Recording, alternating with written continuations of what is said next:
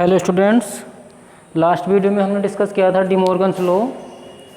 तो D Morgan's law में एक थ्योरम और है, उसको आज स्टडी करते हैं। थ्योरम देखो बहुत सारे थ्योरम हैं, जैसे मैं ये थ्योरम समझा रहा हूँ ऐसे ही तुम्हें जो बुक में थ्योरम लिखी हुई है उनको समझना है। मैं ये प्रयास कर रहा हूँ समझाने का कि जैसे मैं समझा रहा हूँ ऐसे तुम्हें बुक में खुद को समझनी पड़ेगी, क्योंकि बहुत सारी थ्योरम है, मैं सारी वीडियो में नहीं समझा पाऊँगा। तो अगर किसी थ्योरम में कोई दिक्कत आती है तो मुझे बताएंगे। प्रूफ सभी थ्योरम को आना चाहिए और ये थ्योरम इंपॉर्टेंट थ्योरम है, हमें इनकी हेल्प से क्वेश्चन सोल्व करने होंगे। ठीक है, तो आज हम थ्योरम में बात करेंगे। थ्योरम क्या हमारे पास a minus B union C is equal to होता है a minus B intersection a minus C. तो देखो जब भी हम थ्योरम में किसी पार्ट को इक्वल दिखाना होता है तो मैंने लास्ट वीडियो में बताया हुआ था, पहले हमें क्या करना पड़ेगा, इसको सबसेट दिखाएंगे इसका और दूसरी बार में फिर इसको सबसेट दिखा देंगे इसका। यानी ये कह सकते हैं कि एक बार तो लेफ्ट हैंड साइड को सबसेट दिखाना पड़ेगा राइट हैंड साइड का, और दूसरी बार में राइट हैंड साइड को सबसेट दिखाना पड़ेगा लेफ्ट हैंड साइड का। जब दो सेट एक दूसरे के सबसेट होते हैं तो हम ये कह सकते हैं दोनों सेट आपस में कैसे हैं, बराबर हैं। अगर ए सबसेट है बी का और बी सबसेट है ए का तो हम ये कह सकते हैं कि आपस में ए और बी क्या हैं, दोनों इक्वल हैं। तो उसके लिए क्या करेंगे, सबसे पहले मान लेंगे, लेट माना x be an arbitrary element of A minus B union C. हमने ये मानने कि एक्स एक आर्बिट्री का मतलब कोई भी हो सकता है, एक्स एक एलिमेंट है जो इसको बिलोंग करता है, यानी X belongs to A minus B union C. अब इसको इम्प्लाइज करेंगे, इसका मतलब क्या, X A minus B union C का एलिमेंट है, तो इसका मतलब हुआ X belongs to A, X A को बिलोंग करता है। ए माइनस बी का मीनिंग क्या होता है कि ऐसा एलिमेंट जो ए में है लेकिन बी में नहीं है। तो ए माइनस बी यूनियन सी का मतलब ये है कि वो एलिमेंट इसमें है और इसमें नहीं है। तो एक्स ए को बिलोंग करता है and x does not belongs to B union C, इसके यूनियन में नहीं है। और इम्प्लाइज करेंगे x belongs to A and अब कोई एलिमेंट एक्स एलिमेंट जो है बी और यू के बी और सी के यूनियन में नहीं है, तो हम इसको ऐसे भी कह सकते हैं X does not belongs to B and और X does not belongs to C. ठीक है, कि अगर कोई एलिमेंट बी और सी के यूनियन में नहीं है तो हम ये कह सकते हैं कि वो एलिमेंट बी और सी में भी नहीं होगा। अब क्या करेंगे, जैसे को मल्टीप्लाई करते हैं इस तरह से मल्टीप्लाई समझने की कोशिश करेंगे। एक्स बिलोंग्स टू पहले इसके साथ लिख देंगे और फिर इसके साथ, तो क्या बनेगा, X belongs to A and X belongs to B. ठीक है, उसके बाद आ जाएगा एंड अब X belongs to A and does not belongs to B and x does not belongs to C. ठीक है, ये हो गया। जैसे हम मल्टीप्लाई करते हैं तो उसी तरह से समझ लेंगे कि x बिलोंग्स टू एंड दोनों के साथ आ जाएगा। ठीक है, अब क्या करेंगे, अब x a को बिलोंग करता है और x b को बिलोंग नहीं करता, तो इसका मतलब क्या हुआ, x एलिमेंट होगा किसका, a माइनस b का। x जो है a में है और b में नहीं है, तो इसका मतलब है a माइनस b की फॉर्म है। एंड अब यहाँ से क्या है, x a में है और c में नहीं है, इसका मतलब x belongs to a minus c। अब देखो x एक एलिमेंट है जो a माइनस b में भी है और x एक एलिमेंट है जो a माइनस सी में भी है, तो हम ये कह सकते हैं कि x एक एलिमेंट ऐसा होगा जो a माइनस बी और a माइनस सी के इंटरसेक्शन में भी होगा। ठीक है, जब x a minus B side में भी है और a माइनस सी साइड में भी है तो सीधी सी बात है उनके इंटरसेक्शन में तो ज़रूर होगा। ये हमने किसको इम्प्लाइज किया था, x belongs to a minus B union C. बस जब x एलिमेंट इसका लिया था और हमने इसमें शो कर दिया तो इसका मतलब क्या हुआ कि a minus B union C subset होगा किसका, a minus B intersection a minus C का। इक्वेशन नंबर 1 बना दी। अब देखो हमने इस साइड को इस साइड का सबसेट बना दिया। अब क्या करेंगे, अब एक एलिमेंट लेंगे इस साइड का y मान लेंगे और y एलिमेंट इसका लेंगे और इसमें शो करके लाएंगे, तो उस बेस पर क्या हो जाएगा, ये जो होगा इसका सबसेट बन जाएगा। और जब एक दूसरे के दोनों सबसेट बन जाएंगे तो हम ये कह देंगे कि जो है ये सेट आपस में क्या है, बराबर है। ठीक है, अब क्या करेंगे, अब उसके लिए हम अगेन लेट करेंगे, कोई एलिमेंट ले लेंगे इस बार बाई जो उस सेट में है और इसमें शो करके लाएंगे। ठीक है, तो यहाँ लिखेंगे अगेन लेट, अगेन क्या माना, y बिलोंग्स टू। अब हमने y इसमें माना कि y एक एलिमेंट है किसका, a minus B intersection a minus C का। इसको इम्प्लाइज करेंगे तो इसका मीनिंग क्या होगा, y a माइनस बी और a माइनस सी दोनों सेट के, यानी जब इनके इंटरसेक्शन में है तो इसका मतलब होगा y a माइनस बी में भी होगा और y a माइनस सी में भी होगा। तो इसको लिख सकते हैं y belongs to a minus B and y belongs to a minus C. यहाँ से मीनिंग निकालेंगे, y a में है और b में नहीं होगा, y belongs to a and y does not belongs to b। उसी तरह से यहाँ लिखेंगे and y belongs to a minus C. y जो है a माइनस सी में है, इसका मतलब क्या हुआ कि y सेट a में है और सेट c में नहीं है। y belongs to a and y does not belongs to c, कि y सेट a में है और y सेट c में नहीं है। अब ठीक है, अब देखो इसमें से क्या कर सकते हैं, हमें इसकी हेल्प से ये बनाना है। तो दोनों ग्रुप में देखो, दोनों ग्रुप में y बिलोंग्स टू a है, ये समझ लो हमने इसको कॉमन ले लिया। तो y बिलोंग्स टू a जब कॉमन लेंगे तो क्या बचेगा, यहाँ पर बचेगा y does not belongs to b and यहाँ बचेगा y does not belongs to c। अब इसको क्या लिख सकते हैं, इसका मतलब ये है y सेट a में तो है लेकिन सेट b में भी नहीं है और सेट c में भी नहीं है।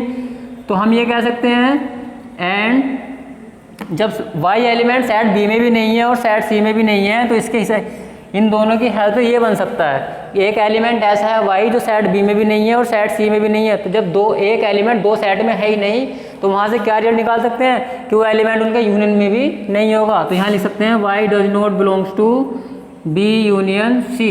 अब y सेट a में है और y सेट b में, b यूनियन c में नहीं है, इसका मतलब सेट a में है और इसमें नहीं है, तो माइनस की कंडीशन फॉलो हो जाएगी। तो इसको लिख सकते हैं y belongs to a minus b union c।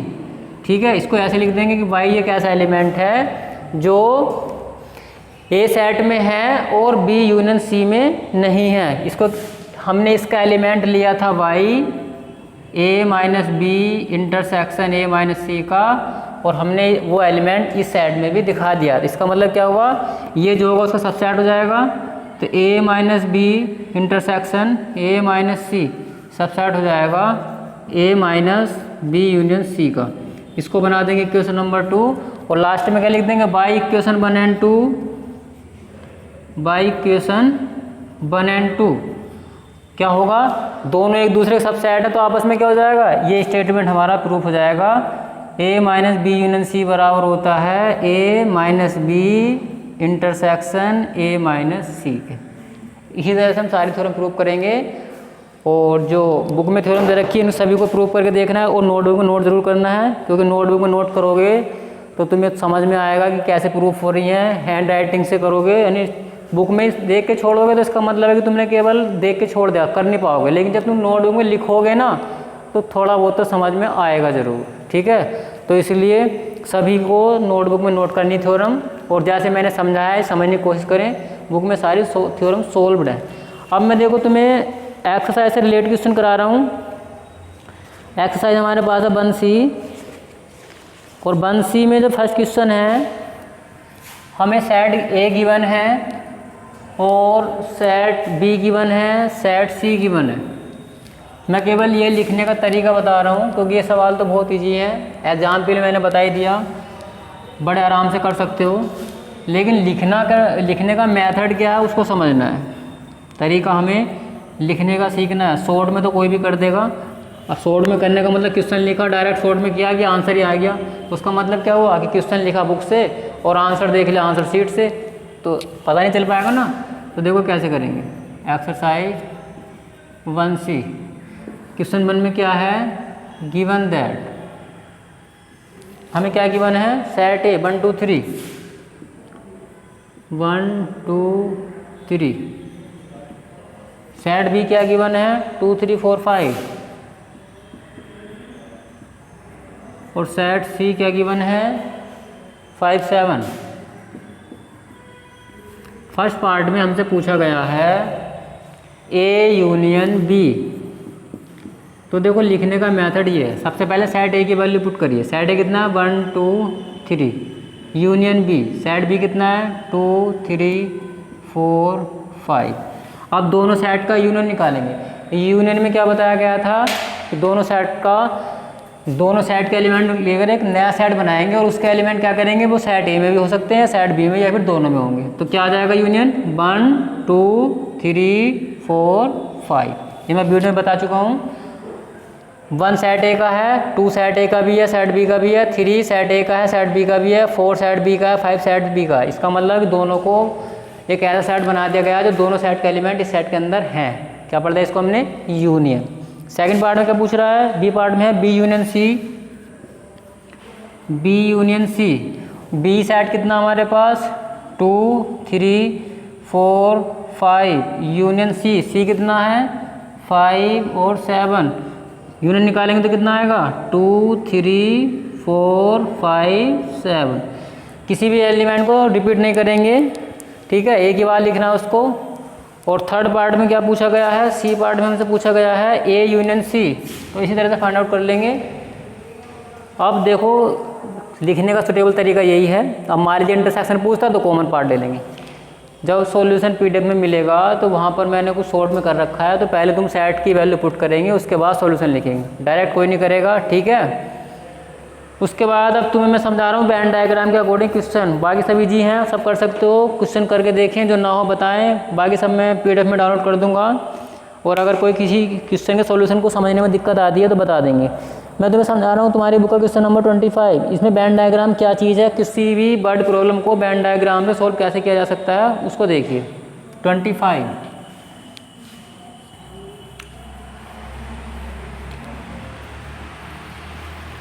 25 में क्या है, the number of students and the subjects offered by them are shown by a rectangle and 3 circles. यानी जो स्टूडेंट्स की संख्या है उसको हमने एक रेक्टेंगल से प्रेजेंट किया है, रेक्टेंगल सेट से। और जो सब्जेक्ट हमारे पास 3 हैं उनको हमने सर्किल से रिप्रेजेंट किया है। जैसे वेन डायग्राम हम जो बनाएंगे वो मैथमेटिक्स का बनेगा, फिजिक्स के लिए P बना देंगे, केमिस्ट्री के लिए C। और टोटल नंबर स्टूडेंट कितने हैं हमारे पास 175, 175। नंबर ऑफ है मतलब मैथमेटिक्स में जो स्टूडेंट्स हैं उनका नंबर है 100। नंबर ऑफ P, फिजिक्स का नंबर दे रखा 70। नंबर ऑफ C, केमिस्ट्री का नंबर दिया 46। नंबर ऑफ MP का मतलब है कि मैथ और फिजिक्स दोनों में कॉमन जो होते हैं वो है 30। नंबर ऑफ MC का मतलब है यहाँ पर मैथ और केमिस्ट्री, वो दे रखा 28। नंबर ऑफ PC का मतलब फिजिक्स और केमिस्ट्री, वो है 23। Number of MPC, math physics chemistry तीनों का इंटरसेक्शन, वो कितना है 18। फाइंड आउट, फर्स्ट पार्ट में हमें क्या फाइंड आउट करना है, MPC के ऊपर 12, ये गलत लिखा हुआ है, चलो बाद में बताऊंगा, फिलहाल थोड़ा सा समझ लो इससे पहले क्या करना। तो देखो 25 क्वेश्चन में सबसे पहले हम एक रेक्टेंगल बनाएंगे। रेक्टेंगल जो है वह है स्टूडेंट्स का नंबर। भैया कैसे बन रहा है ये, रेक्टेंगल है ये, चलो ठीक है, जैसे भी ये हो गया हमारे पास रेक्टेंगल। इसमें स्टूडेंट्स का नंबर और 3 सर्किल लेंगे जो बताएंगे सब्जेक्ट्स को। पहला सर्किल हमने लिया ये, दूसरा ये ले लिया, और तीसरा मैंने बताया था जब 3 सर्किल लिए जाएंगे कट करेंगे। मैथ के लिए बना दिया M, फिजिक्स के लिए P, केमिस्ट्री के लिए C।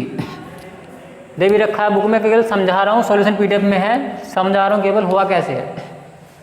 तो क्या करेंगे, जहाँ जहाँ भी ये पार्ट बने इनमें एलिमेंट फिल कर लेते हैं। इस पार्ट के लिए एलिमेंट A है, इस पार्ट के लिए एलिमेंट B है, इसके लिए C है, यहाँ पर D है, ये E है, F है और ये G।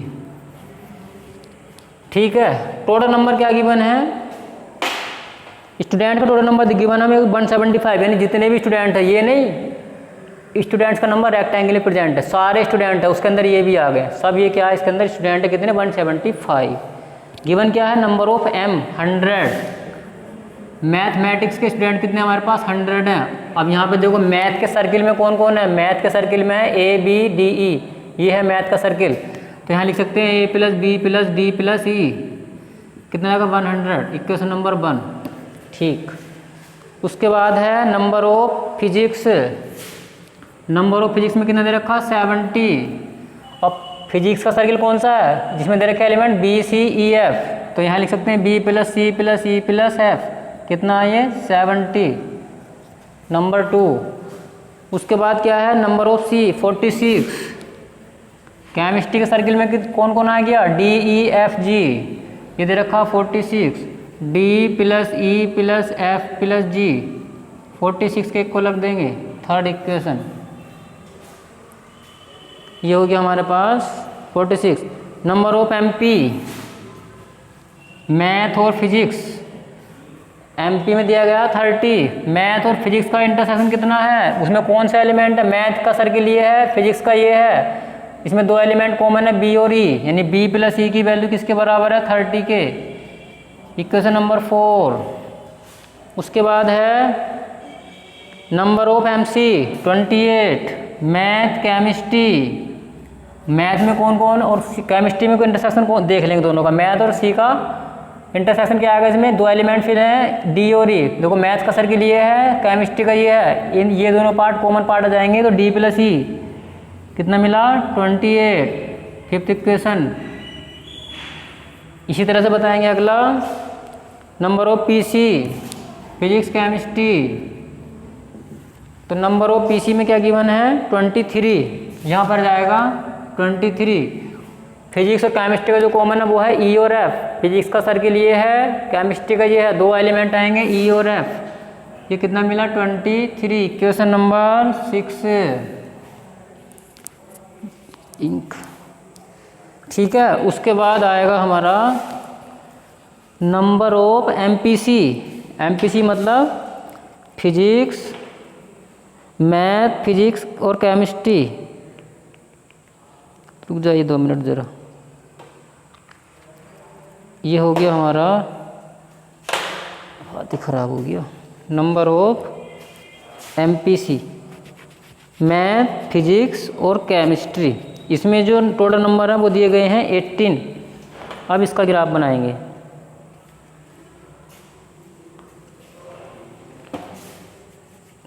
नंबर ऑफ एमपीसी वो है हमारे पास 18।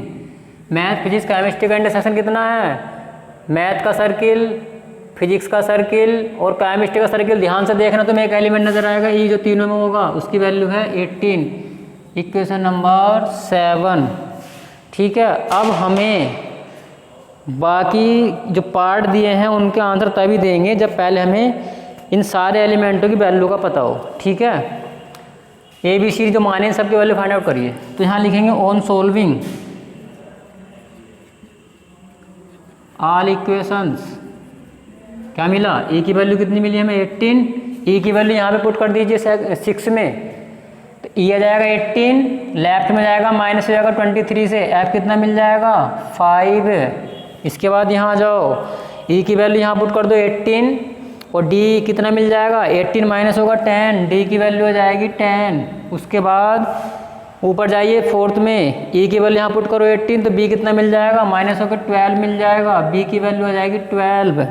ऊपर जाओ, डी की वैल्यू पुट करिए, डी कितना फाइंड आउट किया 10, ई कितना है 18, एफ हमें 5 है, तो 18 सोल्व कर लेते हैं। यहाँ पे डी की वैल्यू हमने फाइंड आउट की है 10, डी है 10, ई है 18, एफ है 5 और 46 टोटल हो जाएगा।